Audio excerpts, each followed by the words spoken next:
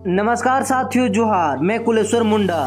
साथियों, खिजरी विधानसभा लोकप्रिय विधायक श्री राजेश कच्छप ने मुआवजा हेतु भुगतान हेतु चेक सौंपा। साथियों, खिजरी विधानसभा अनगड़ा प्रखंड के हेसातु पंचायत अंतर्गत बीते दिनों हाथियों के अत्यंत उत्पाद से स्थानीय निवासियों को नुकसान पहुंचा था। उत्पाद से प्रभावित 22 लोगों को विधायक राजेश कच्छप ने चेक सौंपा और कहा, चेक का प्रयोग नुकसान के भरपाई हेतु करें। हाथियों के नुकसान में फसल, मकान, भंडारित अनाज इत्यादि शामिल है। जरा ध्यान से सुनिए साथियों, आदरणीय विधायक जी ने कार्यक्रम को संबोधित करते हुए क्या कहा।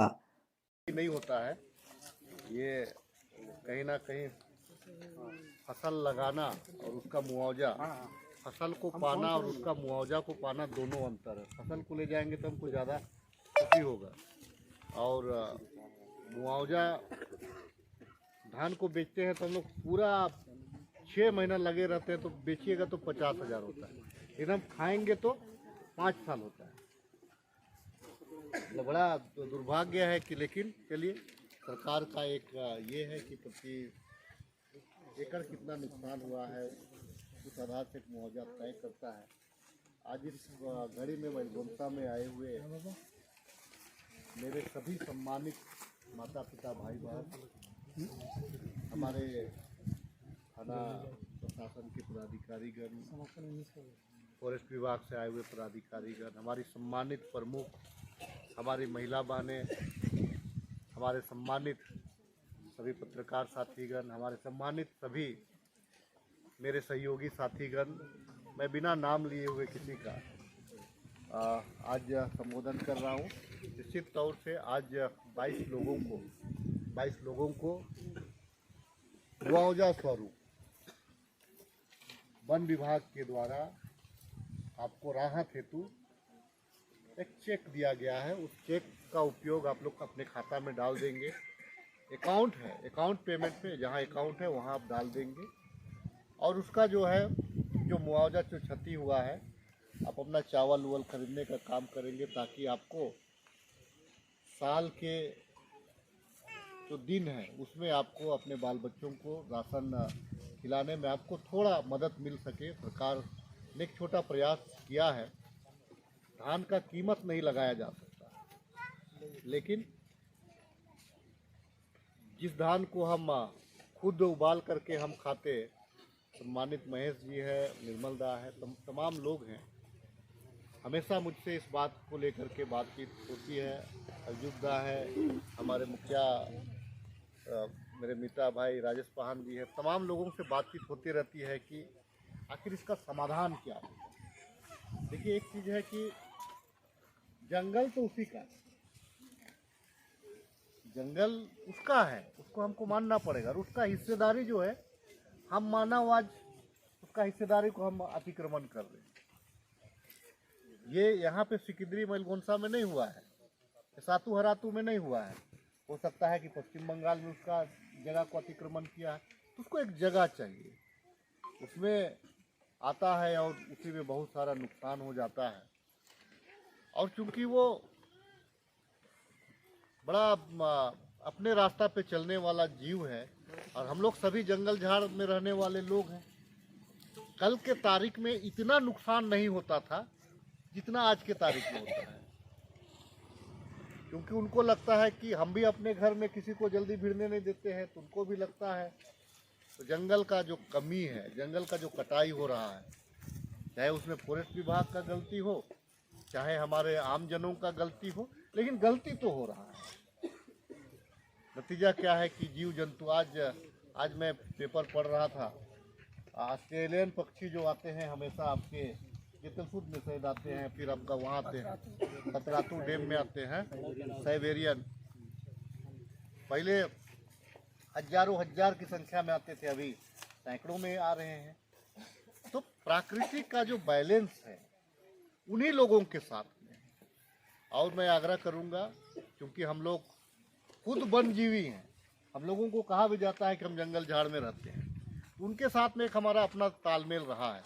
आवे, उनको तो छेड़छाड़ ना करे। हो सकता है कि इधर से आता होगा, रोड बन गया है, हॉर्न चलता है, हॉर्न में आता है, थोड़ा क्रोधित हो जाता है, ये भी हो सकता है। लेकिन मैंने देखा है कि महेश जी अपना जवान बेटा को भी खोए। आप लोग अपना हमेशा जगवारी करके क्या उपाय है, क्या उपाय किया जा सकता है, क्योंकि ये तो हमारा घर है ना, हम छोड़ रहे हैं ना वो छोड़ रहा है, और दोनों को इसमें चलना है। लेकिन प्रयास यह है कि जब आता है तो कुछ छेड़ना नहीं है, उनको अपने रास्ते जाने देना है। और वन विभाग के अधिकारियों को मैं कहना चाहता हूं कि इन लोगों को उचित सामग्री दे दिया जाए। अगर आपको लगता है कि आपके पास फंडिंग नहीं है तो आप हमसे भी सहयोग ले सकते हैं। हालांकि मुझे जो समझ है कि आपके पास में पर्याप्त उसके लिए व्यवस्था है। आपका जो कमेटी है उस कमेटी के माध्यम से घर में आप जो मरचाई उरचाई का जो है, टॉर्च वगैरह का जो है, ये सब चीज़ का व्यवस्था एक एक ग्रामीणों को होने की आवश्यकता है, ताकि चुपचाप रहता है, अचानक से निकल जाता है, किसी को पता ही नहीं चल पाता है। टॉर्च रहेगा तो कम से कम, क्योंकि इसीलिए मैं टॉर्च की बात कर रहा हूँ कि गरीब लोग हैं। सक्षम लोग होते तो मैं टॉर्च वोर्च की बात नहीं करता, 200-400 के लिए मैं उसको नहीं बोलता, लेकिन 200-400 भी यहाँ पे मायने रखता है। थाना प्रभारी महोदय से एक चीज़ फिर हम कहना चाहेंगे कि ये लोग जो हैं, आप लोग प्रशासन के लोग, क्योंकि ऐसे भी ये लोग बहुत संघर्ष कर रहे हैं, उस बीच में जब उनकी परेशानी, मैं 2 लोगों के साथ में बड़ा सहानुभूति रखता हूँ। एक जो जानवर के साथ संघर्ष करके अपना जीवन व्यतीत कर रहे हैं, और जो विस्थापन का जीवन व्यतीत कर रहे हैं, दोनों के साथ में हम तमाम लोगों को सहानुभूति रखना चाहिए कि संघर्ष के साथ दोनों जीवन जी रहे हैं। तो ऐसी परिस्थिति में अधिकारी हैं आप लोगों का भी कर्तव्य है कि इन लोगों को आप ले करके चले। अगर ये लोग फोन करते हैं, बिजली विभाग का तो नहीं आया ना, अगर फ़ोन करते हैं तो उस परिस्थिति में इन लोगों का फ़ोन रिसीव करिए, इनसे बात करिए और इनको मार्गदर्शन दीजिए। आप तमाम लोग कि आपको ये नहीं करना है, आप यहाँ आ जाइए, हम लोग आ रहे हैं, हम लोग से क्या मदद है, इस प्रकार का एक सहानुभूति भी दीजिएगा तो इन लोगों को एक मनोबल बढ़ेगा। और पूरा टीम बहुत अच्छी तरह से काम कर रहा है। लेकर के मैं जितने भी हमारे वन पदाधिकारी हैं, आपसे मैं कहना चाहता हूं कि आप इन लोगों को लेकर के चलिए, जंगल को बचाएंगे, प्राकृतिक हमारा बचेगा, कोरोना जैसा महामारी नहीं आएगा, लोगों को बचाएंगे ताकि वो सुविधा से रह सके। आप तमाम लोगों को एक छोटा सहयोग के लिए मैं बधाई देता हूं। और जितने भी हमारे सम्मानित साथी आए हुए हैं, इनका भी मैं तहे दिल से आपका कीमती समय के लिए आभार व्यक्त करता हूं। पत्रकार साथीगण आए हैं, उनका भी बहुत बहुत अभिवादन। थोड़ा सा और जाना है एक आध दो जगह, इसलिए ज़्यादा समय ना देते हुए मैं एक छोटा प्रोग्राम, मुखिया जी छोटा प्रोग्राम था, इसीलिए बहुत ज़्यादा समय ना देते हुए मैं अपनी बातों को समाप्त करना चाहता हूं। आप सुरक्षित रहें, स्वस्थ रहें, तालमेल बना करके चलिए और विचलित मत होइए। अधिकारियों से फिर एक बार कहना चाहता हूं, क्योंकि आपको ऐसे जगह में जिम्मेवारी दी गई है कि आपको कैसे तालमेल बनाना है, आपकी अपनी सूझबूझ के साथ आप काम करें। क्षेत्र हमारा शांतिपूर्ण रहेगा, इस आशा विश्वास के साथ मैं अपनी बातों को समाप्त करता हूं। बहुत बहुत धन्यवाद सबको। बहुत बहुत धन्यवाद।